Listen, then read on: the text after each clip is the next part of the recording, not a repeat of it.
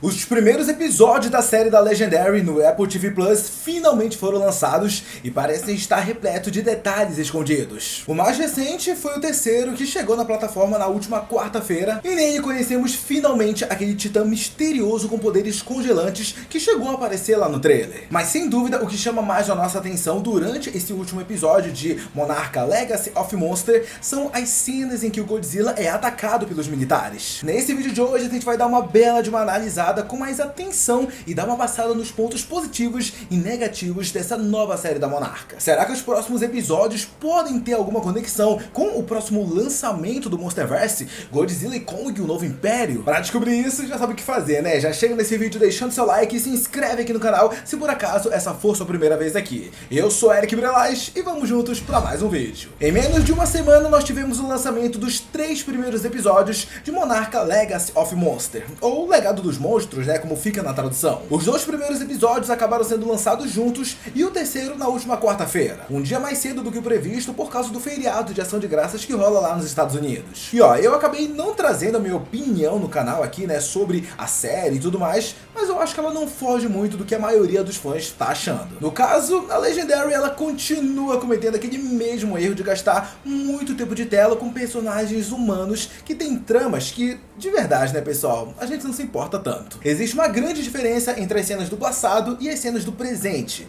sendo que as cenas do passado entre os humanos ela é bem mais dinâmica e tudo mais, existe muito mais momentos de ação nelas. Quando a história ela foca nos tempos atuais, com toda aquela trama familiar entre os irmãos e tudo mais, de verdade, né, pessoal, chega a ser bem chatinho e eu acho que a série, ela perde bastante com isso. E para complementar, ainda adicionaram uma personagem que tem um papel de ser a mais inteligente do grupo e tudo mais, só que em nenhum momento ela consegue se conectar com nada. E como durante os episódios a gente tem aquela mescla entre cenas do passado e do presente, a série ela acaba tendo mais personagens humanos do que realmente era necessário. E isso acaba fazendo com que nenhum desses personagens humanos seja bem aproveitado de fato, ficando difícil a gente se apegar com eles e tudo mais. Tirando, é claro, o protagonista, o Lin Shao, que ele consegue salvar por conta da carisma do ator e de verdade, ele é da hora, sabe? O terceiro episódio, por exemplo, a gente conseguiu ver que esse personagem ele conseguiu se destacar bastante em 2 momentos da trama. No caso, eu tô me referindo a tanto os momentos do passado como os do presente. É só a gente lembrar, por exemplo, daquela cena na qual a gente vê o rosto do Kurt Russell se moldando pro rosto do seu filho, que interpreta o Lin Shao também.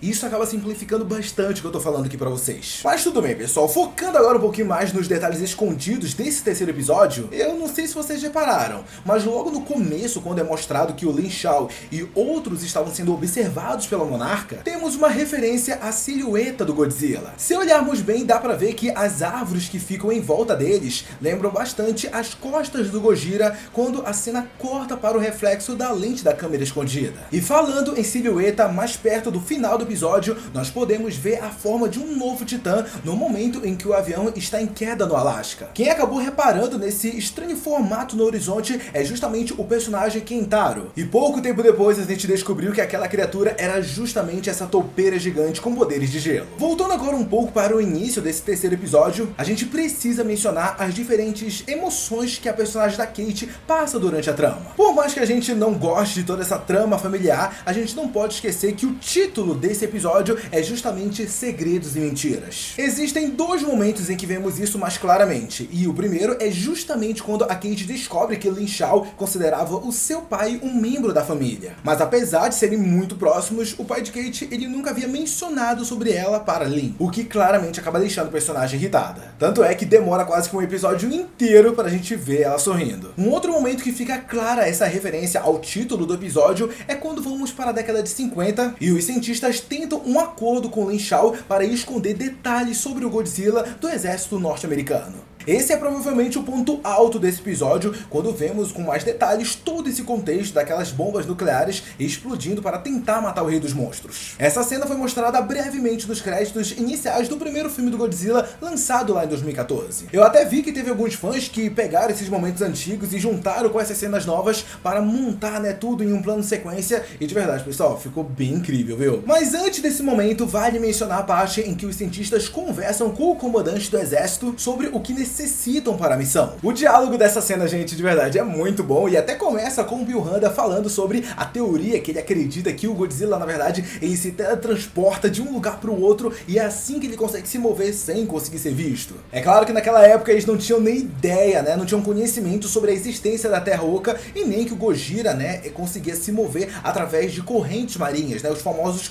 vórtex marinhos que existem. E tipo, tudo bem, apesar da gente hoje olhar e falar, como assim, o cara imaginou que o Godzilla era o quê? Tipo o Noturno dos X-Men? Ok, olhando hoje, é realmente... pô, bizarro, não dá pra imaginar uma coisa dessa. Mas antes e tudo mais, deles estudarem essa criatura e tal...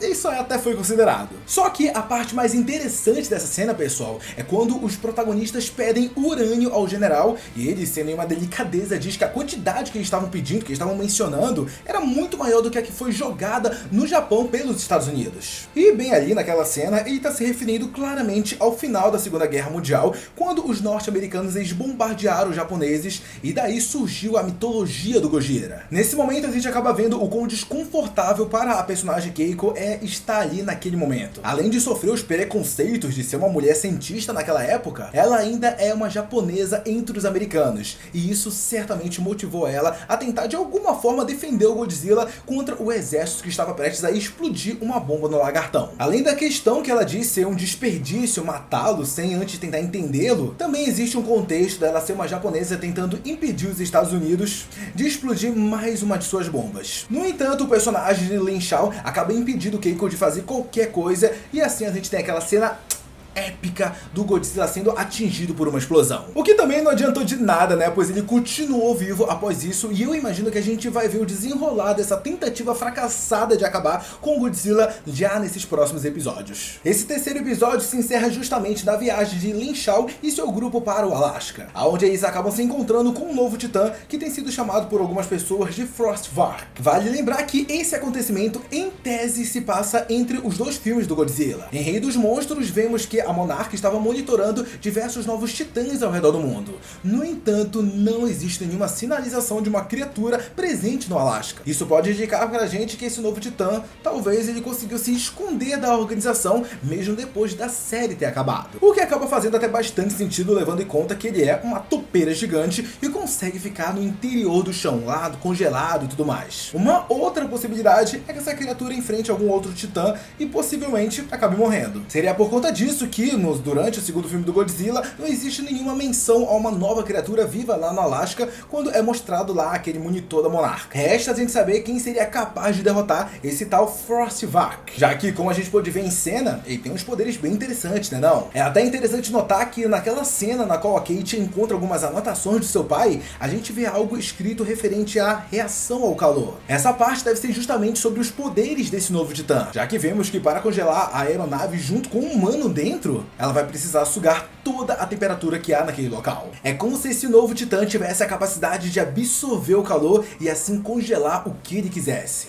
Mas é claro que a gente só vai ter a confirmação disso já nesses próximos episódios da série. Eu até vi um pessoal teorizando por aí e tal que essa criatura teria sido a responsável por congelar o King Ghidorah no passado e tudo mais. Só que, de verdade, pessoal, pela diferença de tamanho entre eles, eu realmente acho que esse não seja o caso. Mas vamos combinar que seria até bem interessante se fizesse uma referência e tudo mais. Lembrando também que muito provavelmente teremos outro titã com poderes congelantes já no próximo filme da franquia, Godzilla Kong, o Novo Império. Então vamos combinar que seria até legal ver o Rei dos Monstros enfrentando este Frostvark, já que seria uma espécie de preparativo por que ele vai enfrentar lá em The New Empire. Mas agora, pessoal, eu quero saber a opinião de vocês sobre tudo isso que a gente conversou. E aí, tá curtindo a série da Monarca? Qual é o seu episódio favorito até agora? E você reparou em algum desses detalhes que eu acabei mencionando nesse vídeo de hoje? Deixa toda a opinião de vocês aqui embaixo que eu quero muito saber. Muito obrigado a você que assistiu esse vídeo até aqui. Não sai dele antes de deixar seu like e se inscrever no canal. Um beijo, abraço e até a próxima. Tchau!